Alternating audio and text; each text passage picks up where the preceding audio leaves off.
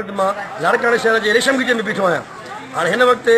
हक़ीक़त मां तव्हांखे ॿुधायां त हे जेको मौजूदु आहे जेको बलदियाती जेको निज़ाम आहे ॾाढो माण्हुनि खे इहो उमेद हुई त बलदियाती निज़ाम जॾहिं बहाल थींदो या बलदियाती जे नुमाइंदा चूंडी जा त लाड़काणे जी कुझु न कुझु सफ़ाई सुथराई थींदी। पर हालत इहा आहे त मां तव्हांखे ॿुधायां थो जॾहिं खां बलदियाती नुमाइंदा चूंडिजे उनखां पोइ त लाड़काणे अञा बुरी हालत थी आहे। मिसाल कीअं हाणे लाड़काणे जा उहे रोड ऐं घिटियूं जिन रोडनि ऐं घिटियुनि में कॾहिं पाणी बीहंदो ई न हो। हाणे मिसाल जीअं मां पाण रेशम गीचे में बीठो आहियां। हाणे हे हिकिड़ी लेडीज़ जी वुमेन जी औरतुनि जी माना जेको आहे उहो सामान जे जेको ख़रीदारी जी बाज़ार आहे जिते माना परे परे खां उत्तर सिंध जूं तक़रीबन लाड़काणो ज़िलो माना सखर खैरपुर नौशरो फरोज़ कंबर शदाद कोट दादू इन्हनि ज़िलनि जूं औरतूं हिते ख़रीदार करे ईंदियूं। पर हर वक़्तु आए वए ॾींहुं जेको आहे हिते इहो गंदो पाणी नालियुनि जो जेको आहे बीठो रहे थो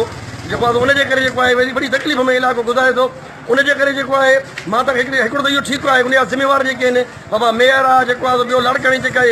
चूंडियल नुमाइंदा आहिनि या मिसाल आहे MP ऐं MLA साहिब जी हिते कॾहिं ज़रूरत हुनखे महसूसु न थी आहे त उहो अची हिते जेको आहे कॾहिं सार लाइ लाड़काणे जी या को कंहिं लाड़काणे जे हिन जी विज़िट कनि माना कंहिं इलाइक़े